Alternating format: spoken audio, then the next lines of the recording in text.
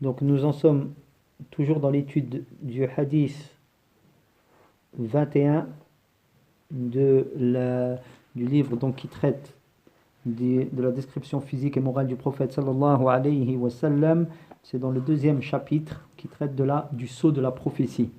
Donc c'est le hadith de Salman al-Farisi, qu'Allah soit satisfait de lui, donc qui dit, en fait c'est Abdullah ibn Burayda qui dit: j'ai entendu mon père Burayda dire, Salman al-Farisi vint trouver le messager d'Allah sallallahu alayhi wa sallam lorsqu'il arriva à Médine avec une table fournie de dattes mûres, rotab.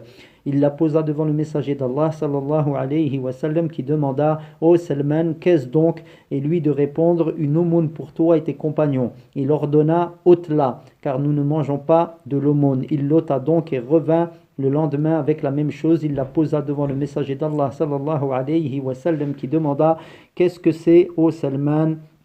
Il répondit: un cadeau pour toi. Le messager d'Allah sallallahu alayhi wa sallam dit alors à ses compagnons: vos mains, c'est-à-dire mangez-en. Il regarda ensuite le seau sur le dos du messager d'Allah sallallahu alayhi wa sallam et crut en lui. Et Salman appartenait à des juifs. Et le messager d'Allah sallallahu alayhi wa sallam le racheta pour tant et tant de dirhams. En contrepartie, il devait planter des palmiers et Salman devait travailler jusqu'à ce que ceux-ci donnent des fruits. Le messager d'Allah sallallahu alayhi wa sallam mit en plan les palmiers à l'exception d'un seul que planta Omar ibn al-Khattab. Les palmiers donnèrent des fruits la même année sauf ou excepté un palmier. Le messager d'Allah sallallahu alayhi wa sallam demanda: qu'en est-il de ce palmier? Omar répondit: ô messager d'Allah, c'est moi qui l'ai planté. Le messager d'Allah sallallahu alayhi wa sallam l'arracha, le replanta et il donna des fruits la même année. Donc c'est le hadith. Nous sommes arrêtés dans ce hadith à la parole. Nous avions vu l'explication de la parole une aumône pour toi, c'est-à-dire lorsque la réponse de Salman au prophète sallallahu alayhi wa sallam, une aumône pour toi et tes compagnons, et que le prophète sallallahu alayhi wa sallam lui a répondu: ôte-la, car nous ne mangeons pas de l'aumône. Donc nous avions vu l'explication de cette parole et nous allons donc passer à la partie suivante ou la parole suivante du hadith. Donc Salman revint le lendemain avec la même chose, c'est-à-dire avec une table fournie de rotab, de dattes mûres. Il la posa devant le messager d'Allah sallallahu alayhi wa sallam qui demanda: qu'est-ce que cela, ô Salman?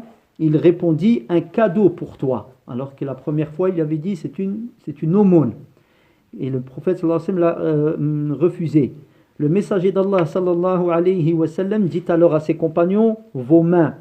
On dit tendre la main, c'est-à-dire en arabe, ani al-ubsutu, c'est-à-dire tendez votre main, vos mains, c'est-à-dire tendez vos mains pour en manger.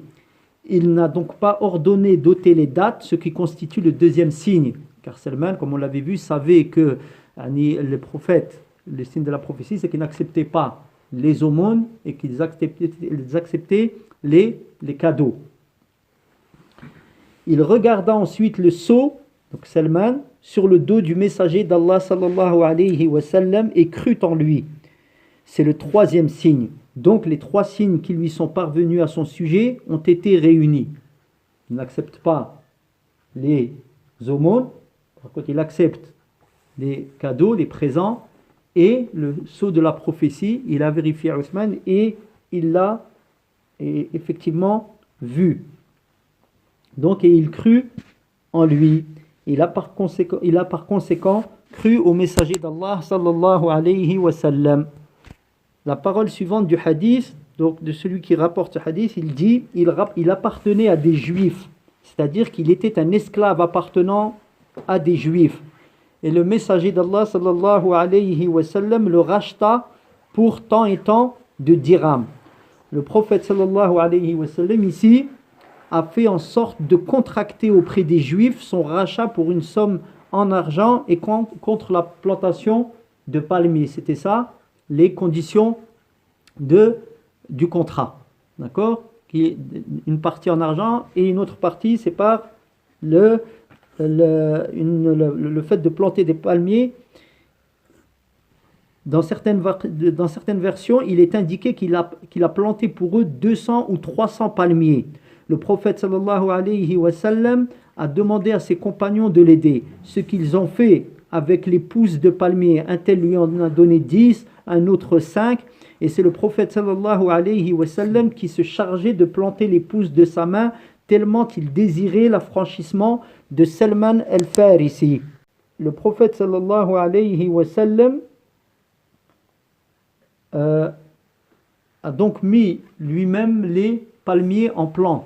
Donc c'était des pousses de palmiers, donc des arbustes, je ne sais pas comment ça s'appelle. Donc, et il les a fait. Retiens ici que le prophète sallallahu alayhi wa sallam, il les a fait lui de sa propre main. La baraka qu'il y a dans la main du prophète sallallahu alayhi wa sallam. Mais ici il dit que la hikmah, ici la sagesse, c'est parce qu'il désirait vraiment aider Salman pour qu'il soit affranchi du fait qu'il ait cru au prophète sallallahu alayhi wa sallam et en islam. Donc ici il dit ensuite, Salman devait travailler jusqu'à ce que ceci donne des fruits, c'est-à-dire jusqu'à ce que les palmiers donnent des fruits et qu'on en mange. Le messager d'Allah sallallahu alayhi wa sallam mit en plant les palmiers. C'est le prophète lui-même sallallahu alayhi wa sallam qui se chargeait de planter les pousses de sa noble main, à l'exception d'un seul que planta Omar. Il dit ensuite, les palmiers donnèrent des fruits la même année, sauf un palmier. Le messager d'Allah sallallahu alayhi wa sallam demanda, qu'en est-il de ce palmier?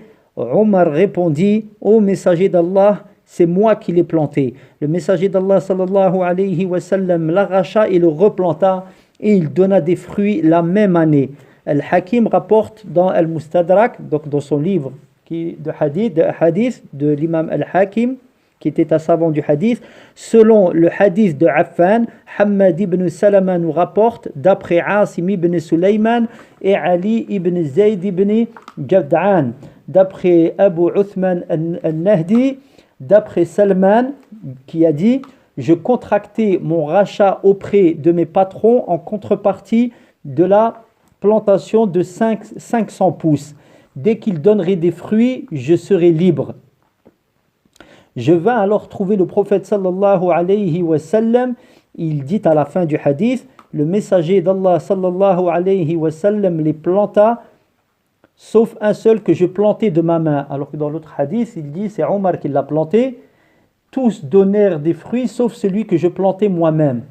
Les savants, afin de concilier les deux versions, et montrer qu'il n'y a pas de contradiction, en fait, ont expliqué qu'il est plausible que Salman et Omar aient chacun planté un palmier.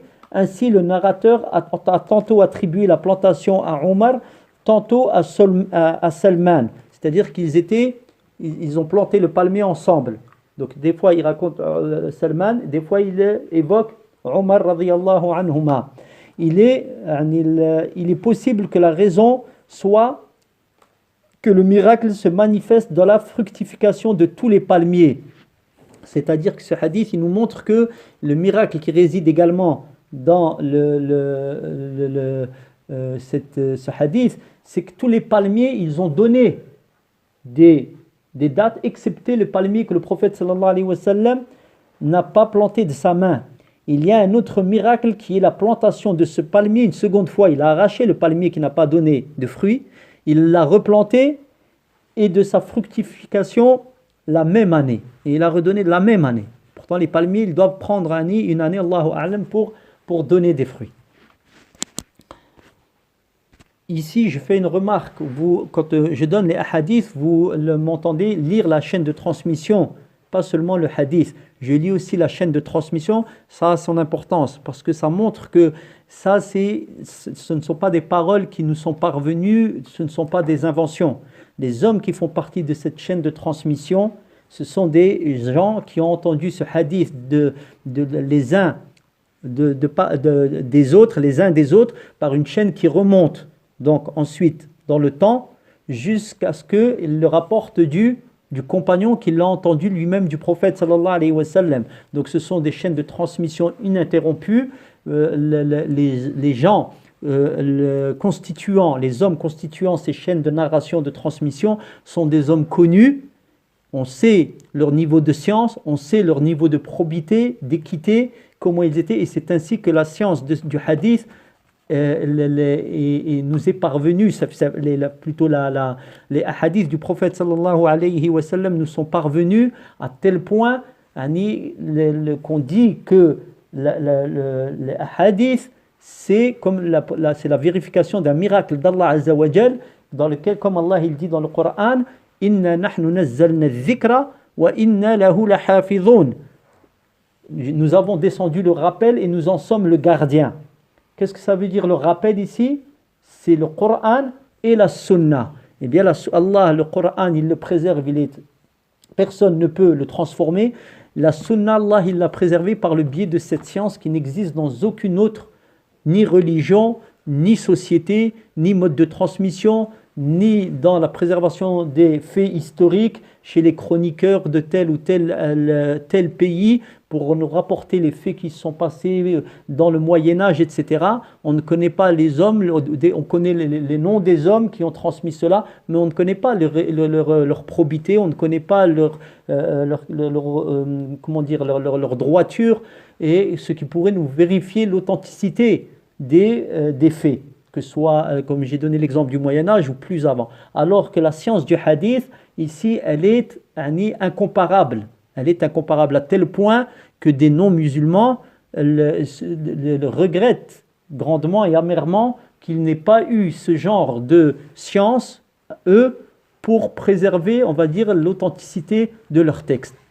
Donc on remercie Allah Azza wa Jal. Et nous habituer, je pourrais très bien vous relire les hadiths sans la chaîne de transmission, mais ça nous permet de nous habituer avec les noms des hommes qui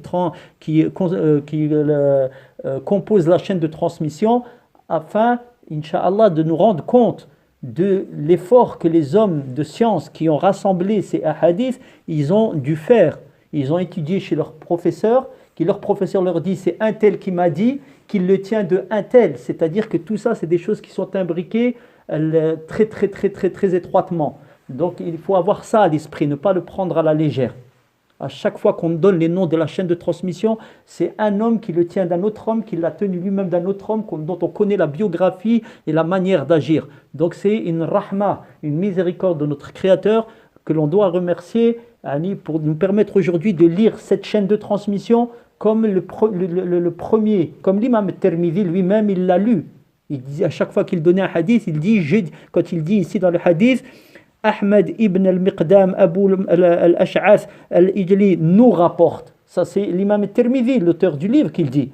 Et qui dit, Hamad ibn Zayd nous informe d'après Asim al-Ahwal, etc.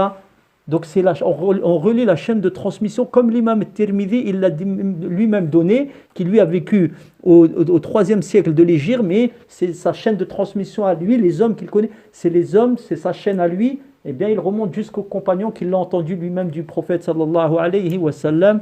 Qu'Allah Azza wa Jal soit glorifié et qu'il soit remercié et loué pour ce bienfait qu'il nous a accordé, qu'il n'a accordé à personne d'autre dans quelque autre religion que ce soit, ni dans quelque autre le moyen ou le domaine où l'authenticité de l'information doit être obtenue, et nous sommes les seuls par la permission d'Allah Azza wa Jal à avoir cela. Falhamdulillahi Rabbil Alamin.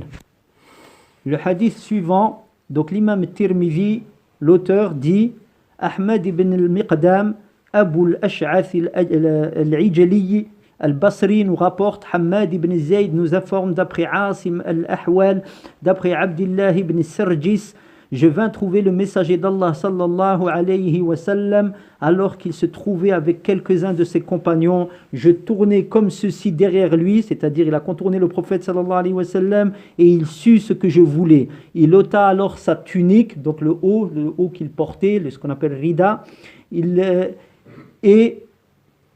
donc il ôta alors sa tunique de son dos et je vis l'emplacement du sceau sur ses épaules, semblable à un point autour duquel il y avait des grains de beauté comme des tumeurs. Je revins jusqu'à me mettre en face de lui et je dis qu'Allah te pardonne au messager d'Allah, et lui de dire à toi aussi, Les gens dirent alors, le messager d'Allah sallallahu alayhi wa sallam a-t-il demandé pardon en ta faveur? Il répondit oui, et à vous aussi. Puis il récita le verset et implore le pardon pour ton péché ainsi que pour les croyants et les croyantes. Ce hadith est un hadith authentique rapporté par Muslim. Donc là, je me suis trompé, j'ai sauté directement au 23e hadith sans qu'on lise le 22e, mais on le lira après le 23e, Inch'Allah. Donc sa parole, je vins trouver le messager d'Allah sallallahu alayhi wa sallam alors qu'il se trouvait avec quelques-uns de ses compagnons. C'est-à-dire qu'il y avait avec le prophète sallallahu alayhi wa sallam un groupe de nobles compagnons. Il dit, je tournais comme ceci derrière lui, c'est-à-dire que je me suis mis derrière le prophète sallallahu alayhi wa sallam. Son intention était de voir le sceau dont il avait entendu parler. Ensuite il dit, et il sut, c'est-à-dire le prophète, ce que je voulais. Il a su que je m'étais mis derrière lui pour voir le sceau. Il dit ensuite, il ôta alors sa tunique de son dos. La tunique ici qui est évoquée, c'est rida. Rida, c'est le vêtement que l'on porte sur le haut du corps et qui est facile à enlever. C'est pourquoi le prophète sallallahu alayhi wa sallam l'a ôté de son dos. Il dit, et je vis l'emplacement du sceau sur ses épaules semblable à un poing. Le poing, c'est quoi? Comme on le sait, c'est la main serrée. Il a donc vu le sceau dont la taille est plus ou moins semblable à celle d'un poing. Nous avons vu que les narrations rapportées par les compagnons dans la description de la taille du sceau sont proches. Chaque narrateur parle de ce dont il a été en mesure de voir. L'un comme l'œuf d'une perdrix, l'autre comme un œuf, un troisième comme un morceau de chair et un quatrième comme le poing d'une main. Le hadith est donc rapporté par Muslim dans son sahih, dans son authentique, en ces termes. Je vis alors le sceau de la prophétie entre ses épaules, sallallahu alayhi wa sallam, en haut de son omoplate gauche, comme un poing, sur lequel il y avait des grains de beauté semblables à des tumeurs. L'omoplate, donc comme on le sait, ou on se l'imagine, est l'os fin saillant dans le dos. Cette narration indique que le sceau de la prophétie se trouvait entre les omoplates et plutôt du côté gauche. Les autres narrations évoquant son emplacement entre les épaules ne viennent que souligner une approximation, puisqu'il se trouve plutôt du côté gauche, comme clairement établi dans cette narration-ci. Donc le sceau de la prophétie était plus proche de le sceau, donc cette fameuse chair proéminente, était plus proche de l'épaule gauche. Il dit ensuite autour duquel, le sceau de la prophétie, il y avait des grains de beauté. Il est connu que les grains de beauté sont donc ces petits points noirs, donc qui sortent de là, qui apparaissent sur la peau, comme des tumeurs. Ici, la traduction de tumeur ne me convient pas pour ma part. Jazakallahu khayr al-akh qui dit tumeur. Peut-être que c'est juste, mais le sens connu de tumeur, on sait que c'est un sens, on va dire, de maladie. Alors, donc Allahu a'lam ici, dans ce que l'on a lu en arabe, je ne sais pas, peut-être que le frère a effectivement utilisé un terme qui a un sens exact, mais pour ma part, je ne connais pas la tumeur ne correspond pas au terme utilisé ici, wallahu a'lam. Donc ici il explique, il dit c'est une petite, le cheikh explique, et le frère a traduit, jazahullahu khayra, petite excroissance sur le corps qui est dur et ferme. Donc le terme qu'il a traduit par la tumeur, le frère, c'est sa'alil. Il dit ensuite, et je revins jusqu'à me mettre face à lui, après avoir vu le sceau. Je me suis mis devant lui, c'est-à-dire donc, il s'est remis devant lui. Et je dis, qu'Allah te pardonne au messager d'Allah, et lui de dire à toi aussi. Le prophète sallallahu alayhi wa sallam lui a fait cette splendide invocation, c'est-à-dire l'invocation de la demande de pardon.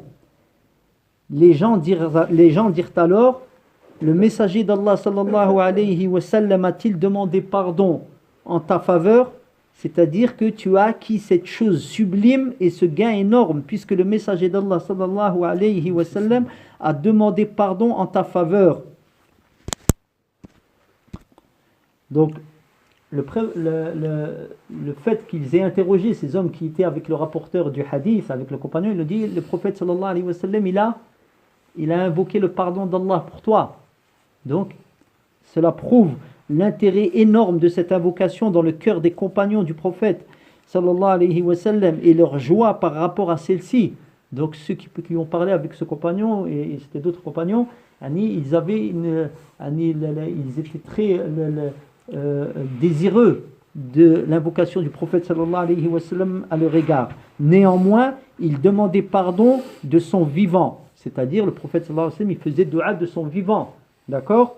Après sa mort, il ne le fait pour personne. C'est-à-dire ici, on comprend qu'on n'a pas besoin d'aller voir à la tombe du prophète et dire « Ya Rasulallah, demande pardon à Allah pour moi ». Non, là ça devient du shirk, parce qu'on passe par le prophète, par un mort, ou donc moins qu'un prophète à plus forte raison. Pourquoi ? Parce que c'est comme si on allait... Allah, il avait besoin on ne pouvait pas s'adresser directement à Allah. Du temps du prophète, c'est parce que le prophète sallallahu alayhi wa sallam, c'était le plus pieux des hommes, tout comme un vivant de nos jours, comme il va être très certainement cela va être expliqué par le cheikh. Donc on peut aller voir un vivant dont on espère la piété, on pense qu'il est pieux, et on peut lui demander, parce que c'est ce qui a été légiféré comme ici. Mais maintenant, un mort, tu ne vas pas lui demander, il ne t'entend pas. Comment est-ce qu'un mort, il peut répondre à ton invocation ou à ta demande pour invoquer Allah Azza wa Jal? Donc, après sa mort, il ne le fait pour personne, comme l'indique ce hadith de Aïcha dans le Sahih d'Al-Bukhari, où le messager d'Allah sallallahu alayhi wa sallam lui dit « Cela est valable tant que je suis vivant, alors je demande le pardon en ta faveur. » Donc il a dit « C'est valable tant que je suis vivant, je demande le pardon. » Qu'est-ce qu'on comprend par là? Quand il est mort, il ne le fait plus. C'est une preuve manifeste qu'il ne demandait pardon pour les gens que de son vivant. Et c'est ce que signifie cette parole d'Allah dans le Coran. Si, lorsqu'ils ont fait du tort à leur propre personne, ils venaient à toi en implorant le pardon d'Allah, et si le messager demandait le pardon pour eux, alors ils auraient trouvé Allah, c'est-à-dire Allah aurait accepté leur demande de pardon. C'est-à-dire de son vivant.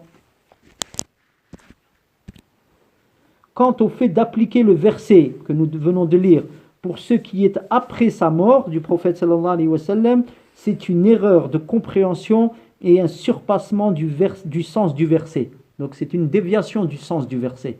Je répète le verset: si lorsqu'ils ont fait du tort à leur propre personne, ils venaient à toi en implorant le pardon d'Allah, et si le messager demandait le pardon pour eux, alors Allah, le sens du verset, il leur pardonnerait leurs péchés, leur aurait pardonné leurs péchés.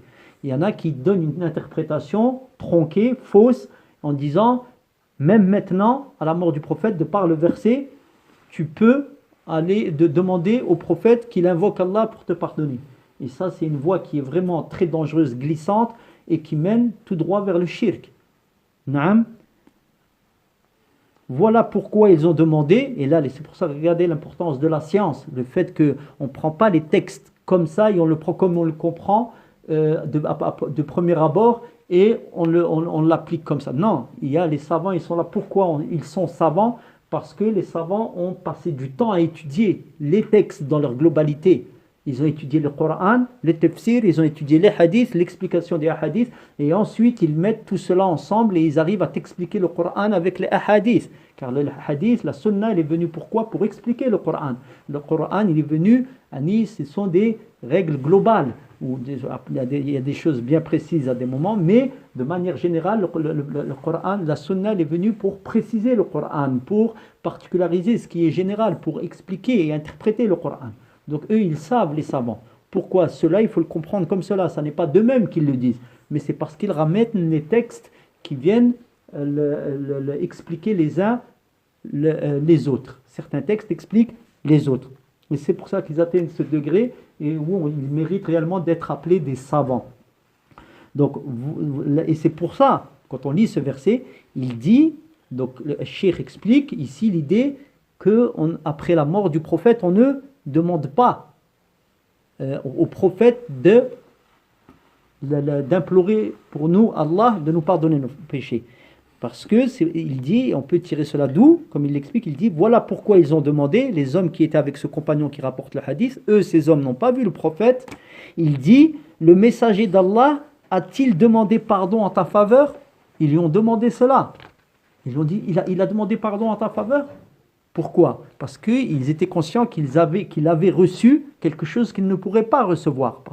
Pourquoi? Parce que le prophète sallallahu alayhi wa sallam était mort au moment où il leur rapportait ce hadith.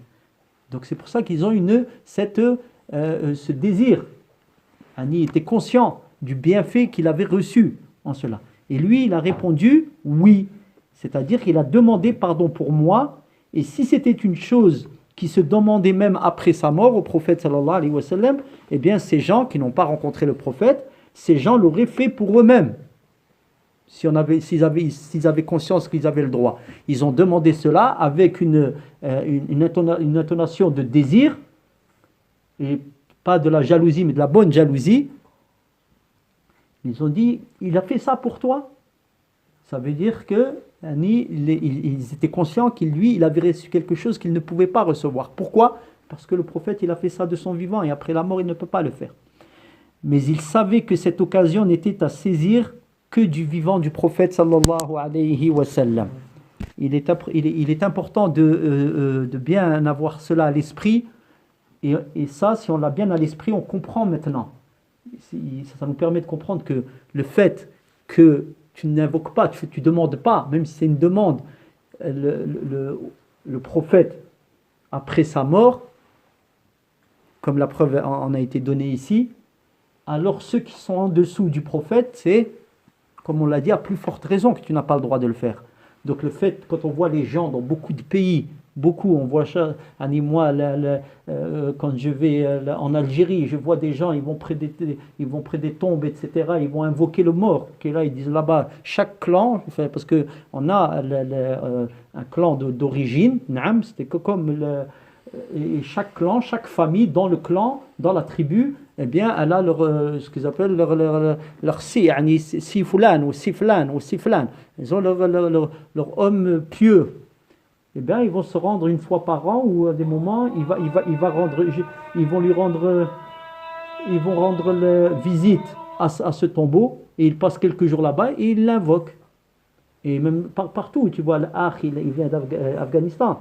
L'Afghanistan, pareil. Donc tous les frères qui sont dans des pays à majorité musulmane, eh bien, ils ont été, influencés par ça, et qui en réalité n'est qu'une tronquerie dans la religion qui a été rajoutée, et comme vous l'entendez à chaque début d'assise, wa kullu bid'atin dalalah. Et toute innovation est un égarement. Et regardez à quoi elle mène l'égarement. À la fin, ils laissent l'invocation d'Allah, ils adorent Allah, ils sortent de la mosquée, ils font salawat al-khams, ils prient les 5 prières, ils sortent et ils se retrouvent devant le tombeau de Flan pour aller demander aide-moi, donne-moi ça, donne-moi ça, donne-moi ça. C'est ce qu'on appelle le shirk. Ça fait qu'ils n'ont pas compris. Ils étaient en prosternation, au lieu de demander à Allah, ils étaient dans la meilleure position possible, car le prophète sallallahu alayhi wa sallam, il a dit le moment le plus lorsque vous êtes en prosternation, ou alors le moment le plus propice à l'invocation d'Allah Azza wa Jal, c'est la prosternation. Multipliez-y les invocations, vous serez le plus à même d'être exaucé. Non, ils n'ont pas compris le din, masakin. Ils sortent de la mosquée, de la meilleure maison d'Allah Azza wa Jal, de la place préférée d'Allah sur terre. Ils sortent de là, ils ont évoqué Allah, ils étaient prosternés, et après ils vont invoquer un mort. Alors que nous, c'est pour ça l'importance de la science, l'importance de la connaissance. Quand on sait ça, alors on s'éloigne de ces choses-là, il faut bien les avoir à l'esprit. Wallahu ta'ala a'lam. Il dit ensuite, oui, c'est-à-dire il a invoqué Allah pour moi de me pardonner mes péchés, et à vous aussi, c'est-à-dire qu'il a aussi demandé pardon pour vous, le prophète sallallahu alayhi wa sallam, et il l'a prouvé en se basant sur ce verset. Donc le compagnon qui rapporte le hadith, il a prouvé cela en se basant sur ce verset où il a récité la parole d'Allah le Très-Haut, et implore, Allah il ordonne au prophète, et implore le pardon pour ton péché ainsi que pour les croyants et les croyantes. C'est ce que le prophète sallallahu alayhi wa sallam a fait. Il a donc demandé pardon pour les croyants et les croyantes. Et c'est le sens de la parole de ce compagnon quand il a dit au suivant, là, au tabi'in, à vous aussi. Donc il dit ensuite, Cheikh Abdelrazak Badr, voilà l'ensemble de ce que l'auteur, donc l'imam Tirmidhi, qu'Allah lui fasse miséricorde, a rapporté au sujet du sceau du prophète sallallahu alayhi wa sallam dans ce registre. Ce qui incombe, ou ce qui nous incombe ici, c'est de se reposer sur ce qui est établi par les textes authentiques. Donc, les hadiths avec leur chaîne de transmission qui sont authentiques, sans tenir compte de ce qui est évoqué dans des narrations faibles, des hadiths déficients, les informations inventées et les récits, ce qu'on appelle mursal. C'est-à-dire, pour faire simple, disons qu'il s'agit, qu'est-ce que c'est le mursal? Il s'agit du hadith dans lequel le narrateur rapporte son information du prophète sallallahu alayhi wa sallam, alors qu'il manque un intermédiaire entre lui et le prophète sallallahu alayhi wa sallam. Cela fait partie des hadiths faibles, puisque la chaîne de transmission n'est pas continue jusqu'au prophète. Donc cela fait partie de la terminologie de la science du hadith. Donc ici, nous n'allons pas nous y attarder, mais sachez que tout est bien compilé et catalogué dans la science du hadith, et qu'on sait quel hadith est faible, quels hadiths sont faibles, quels hadiths sont authentiques, bons, et ainsi de suite. Quant à ce qui est rapporté disant que c'était, c'est-à-dire en parlant du sceau de la prophétie, comme la trace d'une ventouse ou un point noir ou vert, ou qu'il était écrit Mohammed est le messager d'Allah, c'est-à-dire sur le sceau de la prophétie, ou alors va, tu es secouru, ou autre chose du genre, rien de tout cela n'est établi. Une remarque ici utile de Cheikh Abdelrazak, il dit, on a demandé à l'érudit Burhan ad-Din al-Halabi, le sceau de la prophétie fait-il partie des spécificités du prophète sallallahu alayhi wa sallam, ou bien chaque prophète portait-il le sceau de la prophétie? Sa réponse fut la suivante: je ne trouve rien à citer là-dessus. Donc il n'a pas de texte à sa disposition, mais ce qui me paraît plausible, c'est que c'est spécifique à lui, pour plusieurs raisons. La première, c'est l'indication qu'il est le sceau des prophètes, c'est-à-dire le sceau qui clôture, ce qui n'est pas le cas pour les autres. Comme on sait, le sceau, c'est par exemple le sceau qu'utilisaient par exemple les rois ou les gens qui avaient une importance. Lorsqu'ils écrivaient un courrier, ils avaient un sceau, donc ça servait à fermer donc le parchemin ou la lettre sur laquelle ils écrivaient. Le prophète sallallahu alayhi wa sallam avait lui-même un sceau, une bague sur laquelle c'était écrit Muhammadur Rasulullah, et qu'il collait dans de la cire, il trempait dans la cire, et il le collait comme on l'a tous vu, c'était pratiqué à l'époque. Donc le sceau de la prophétie, ça veut dire pour clôturer, tout comme une clôture avec cela il marque la prophétie. Ça peut prendre les deux sens. Donc soit clôturer, donc dans ce cas-là ça veut dire que c'est le seul qui l'avait, c'est lui, les autres ils n'avaient pas le sceau, ou alors si les autres ils avaient également un sceau, mais ça n'était pas, comme on va le voir, au même endroit. La porte de la prophétie a été clôturée avec le prophète Mohammed sallallahu alayhi wa sallam. Elle ne sera plus jamais ouverte après lui. Donc il sert à ça le sceau de la prophétie qu'il avait dans le dos dans ce cas-là. En outre, Al-Hakim rapporte, d'après Wahb ibn al-Munabbih, qu'Allah lui fasse miséricorde, Allah n'a pas envoyé de prophète sans qu'il y ait la marque de la prophétie sur sa main droite. Et ça veut dire ici, là on apprend dans ce texte, Allahu a'lam l'authenticité, qu'il y avait le sceau de la prophétie sur sa main droite, sauf notre prophète sallallahu alayhi wa sallam. En effet, la marque de la prophétie se trouvait entre ses omoplates. Sur cette base, le fait que le sceau de la prophétie se trouve dans le dos du prophète est l'une des spécificités qui lui est propre en dehors des autres prophètes. On clôture, Inch'Allah, ce chapitre en lisant le 22e hadith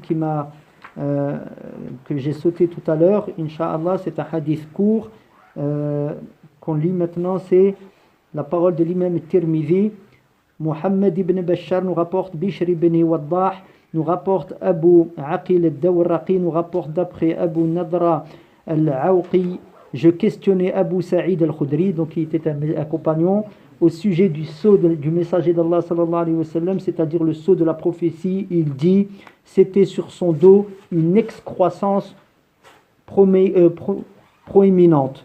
Donc la parole c'était sur son dos, donc les précédentes narrations prouvent qu'il se trouvait entre les épaules et plus proche de l'épaule gauche. Une excroissance, c'est-à-dire un morceau de chair proéminente, c'est-à-dire saillant et surélevé, non pas aplati au niveau de la peau, mais en relief et saillant. Et à travers les précédentes narrations, il apparaît que sa proéminence était de taille approximative d'un œuf de pigeon. Donc voilà pour ceux qui traitent du sceau de la prophétie. نسأل الله عز وجل أن يرزقنا اتباع نهج سنة النبي صلى الله عليه وسلم ظاهرا وباطنا وصلى اللهم على نبينا محمد وعلى آله وصحبه أجمعين.